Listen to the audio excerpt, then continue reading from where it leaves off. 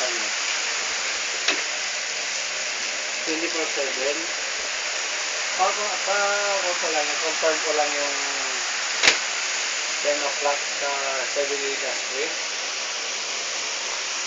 Ako kanina yung pinalitan mo kanina. At pinalitan mo ngayon. Meko! Eh, lalo ko sa atin niya eh. Oo, 10 o'clock. Pakisure lang natin kasi kami yung hindi nyo na ano eh. Hindi nyo na i-book. Ay, dito. 1 hour before itawag niya.